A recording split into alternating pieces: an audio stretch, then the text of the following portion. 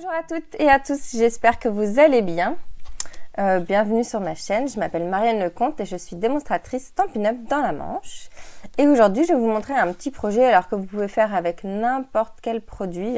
Moi, je vous présente les produits de la marque Stampin' Up. Mais bien sûr, chez vous, vous pouvez utiliser n'importe quel papier. Il n'y a pas de souci avec ça. Moi, je vous donne juste les mesures et les détails voilà, de ce petit projet. Et aujourd'hui, je vais vous faire une vidéo en rapport avec celle de la semaine dernière. Je vous montre sur mon bureau. Le week-end dernier, on avait vu comment faire cette petite carte boîte pop-up que je trouve vraiment sympa et qui se plie. Sauf que vous êtes sûrement nombreux ou nombreuses à avoir testé mon petit tuto vu l'engouement qu'il y a eu sur cette vidéo. Et d'ailleurs, je remercie tout le monde pour vos petits commentaires, que ce soit sur cette vidéo ou sur toutes les autres. Ça fait toujours vraiment beaucoup de plaisir de vous lire et de vous aider d'ailleurs en répondant à toutes vos petites questions. Donc, on a fait cette carte pop-up ensemble. Et vous êtes arrivé au point, comme moi, à se dire, bon, ben maintenant, comment je fais pour l'envoyer?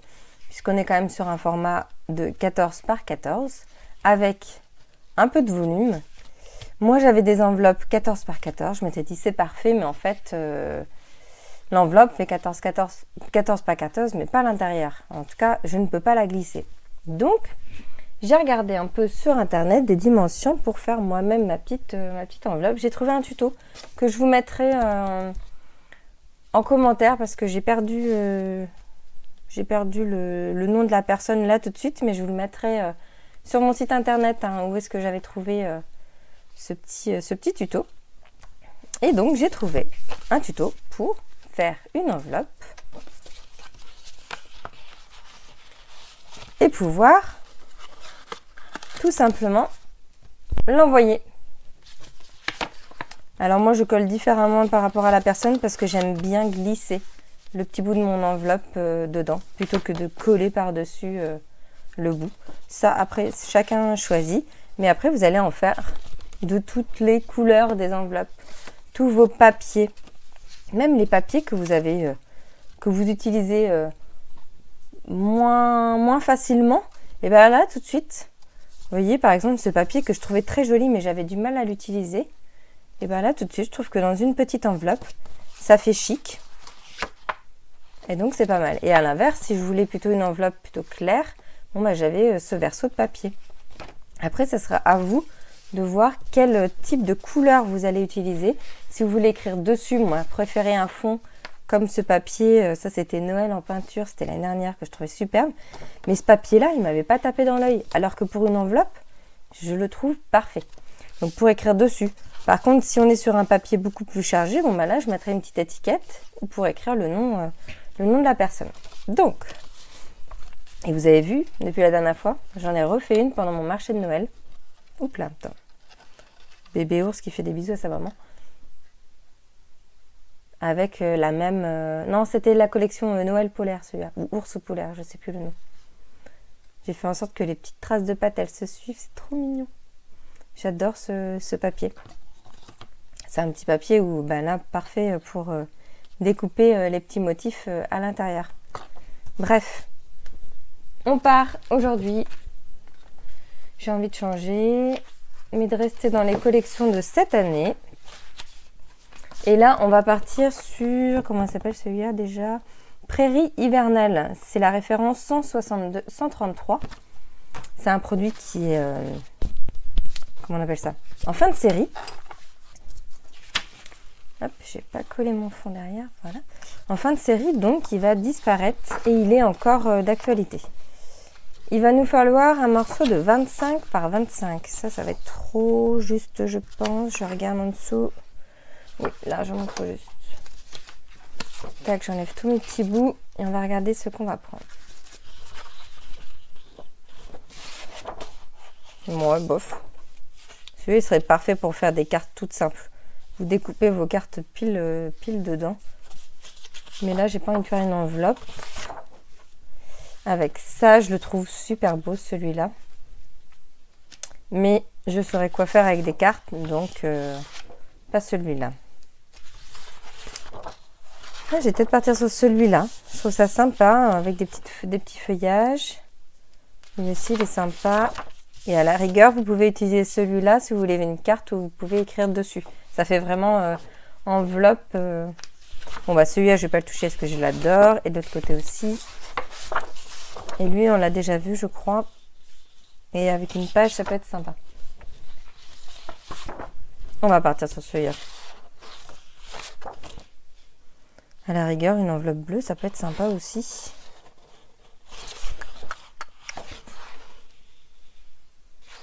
Ah bah c'est malin, j'hésite maintenant. Non, non, je vais partir sur ce côté-là. Hop. Donc, je mets ça de côté. Et on va prendre notre coupe-papier, puisqu'il nous faut un morceau de 25 par 25.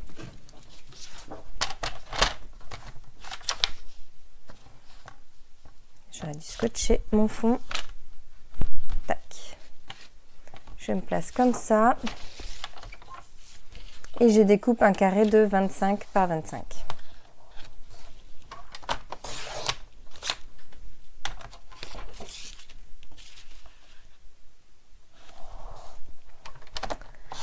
Alors, préférez peut-être des motifs où il n'y a pas forcément de sens.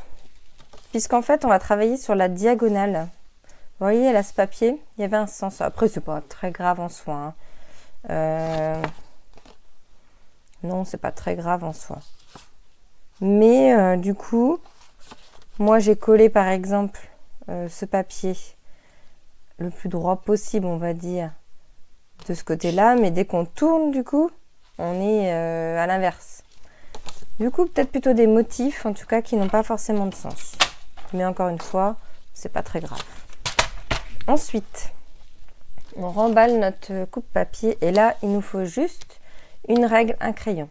Et après, vous allez juste avoir besoin d'un plioir, de la colle, une petite gomme pour effacer nos petites marques. Et c'est tout. On est vraiment sur un projet où on a presque besoin de rien. Vous allez faire des petites marques à 12 cm et à 14. 12 et 14. On fait un quart de tour et là, on change. On fait des petites marques à 11 et à 13. Un quart de tour, une petite marque à 12 et à 14. Un quart de tour, une petite marque, vous l'aurez deviné, à 11, plein dans le feuillage, ça se verra pas trop, et à 13. Et là, on va reprendre notre coupe-papier.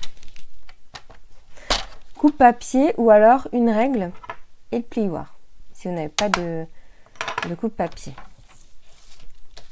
Là, vous allez faire... Alors, en gros, vous allez tracer la diagonale.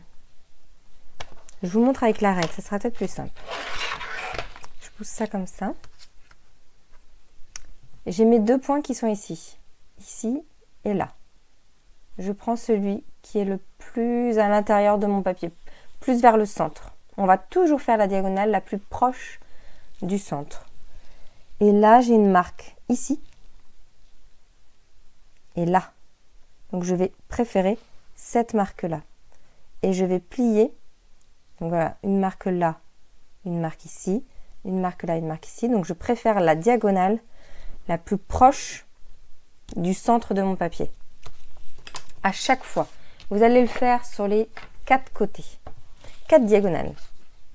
Mais vous préférez toujours la diagonale des deux points qui sont le plus proches du centre de votre papier. Et donc ces diagonales vont se croiser. Puisqu'à chaque fois, finalement, je vais changer. Là, je vais prendre pas le point que je viens de prendre, mais celui d'avant. Vu qu'il est le plus proche, maintenant que j'ai tourné mon papier, ça va me faire la diagonale la plus proche du centre.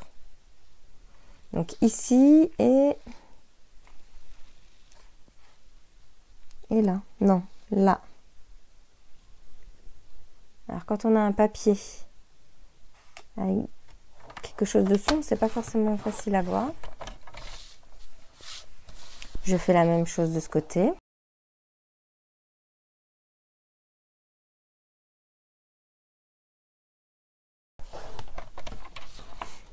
Et si j'ai bien fait, ouais, c'est bon. J'ai pris mon temps, de toute façon, il faut prendre son temps. Je vais vous montrer un endroit où ça se voit un peu mieux. Peut-être là? Est-ce que ça se voit? Ouais, bon, vous voyez là. Si vous regardez bien ici, quoique vous voyez pas trop cette ligne de marque qui est là, pile sous ma lame de ciseaux. Et du coup, j'ai un triangle. Donc, je vais enlever tous les petits triangles. C'est là où les diagonales se sont croisées. Ça me fait des petits triangles.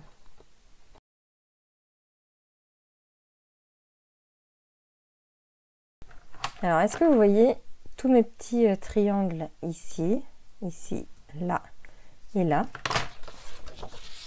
Et bien, on va plier.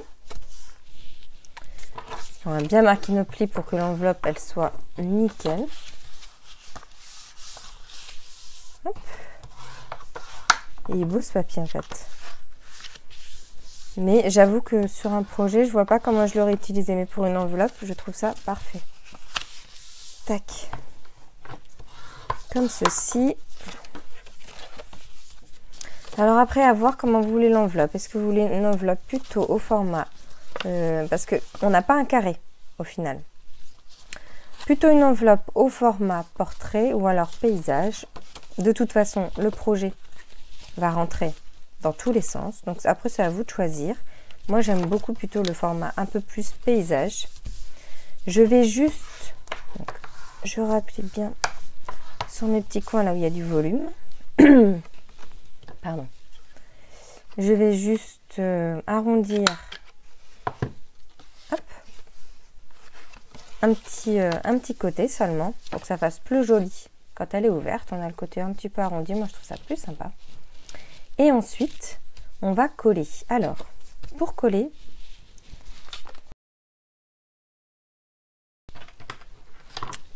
moi, je vais marquer sur mon papier, faire des petites marques comme ça, juste avant que mon papier revienne ici. Et ensuite, je vais me marquer de l'autre côté, à peu près. Voilà, ici et là. J'ai un peu de marge, hein. Ici. Vous voyez, j'ai fait deux petites marques ici et ici. Et je vais mettre de la colle jusqu'à ce petit point. Comme ça, ça me permettra de pouvoir glisser ma pointe sans que ça soit collé jusqu'ici. J'ai fait l'erreur la première fois de faire comme la personne. Après, c'est vraiment au goût de chacun. Mais de mettre la colle jusqu'en haut, quasiment. Et du coup, bah, ma pointe, elle est restée coincée comme ça. Et moi, je préfère quand toute mon enveloppe, elle rentre comme ça. Bref, comme j'ai dit, c'est vraiment au goût de chacun. J'enlève mes petites marques avant de coller. Voilà. Et je viens mettre de la colle jusqu'à ma petite marque. Donc, pas trop proche du bord, comme d'habitude. Vraiment un tout petit filet de colle. J'ai eu la question il n'y a pas longtemps. C'est la colle blanche Tombow. Et je vous mets le lien à chaque fois dans mes projets. Vous avez toujours le lien pour avoir cette colle.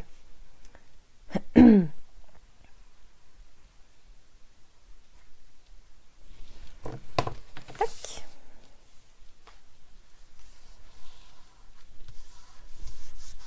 Et voilà. Votre enveloppe est fermée.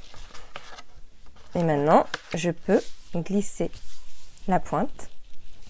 Et voilà. Et je peux rentrer bien sûr mon projet à l'intérieur. Il n'y a pas de souci.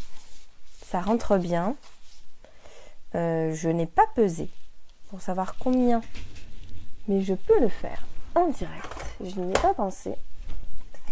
Tac. On va prendre une petite balance.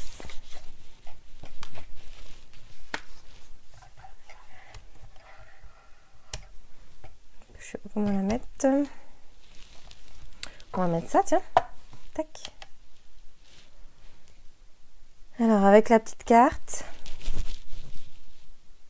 je suis à 29. Hop là, vous ne voyez pas. On est à 29. Donc, vous serez obligé d'avoir 2 timbres. Mais en même temps, c'est la satisfaction d'envoyer quand même un projet dans une jolie enveloppe. Voilà.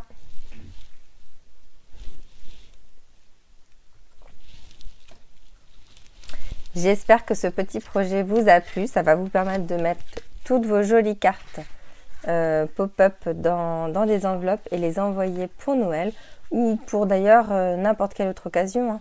Là, je l'ai fait, c'est vrai, pour Noël parce que c'est l'occasion. Mais vous allez pouvoir les envoyer pour une naissance, un anniversaire ou toute autre occasion qui s'y prête. Voilà. Moi, elles sont prêtes à partir du coup. Même si pour l'instant, je vais voir si je peux les vendre à mon prochain marché de Noël. Donc pour toutes celles et ceux qui sont dans la Manche, samedi 9 décembre, je suis à Agneau. Donc n'hésitez pas à venir me faire un petit coucou. Voilà. Et n'hésitez pas si vous avez des questions. Pour les promos aussi qui sont en cours, il y a encore pas mal de choses qui sont pas épuisées. Donc profitez-en. Et n'oubliez pas de mettre le petit code hôtesse pour toutes vos commandes, comme ça moi je pourrais vous envoyer un petit cadeau et pourquoi pas le prochain catalogue saisonnier. Voilà, je vous fais plein de bisous, je vous souhaite une très bonne journée, amusez-vous bien et scrapez bien. Bye bye.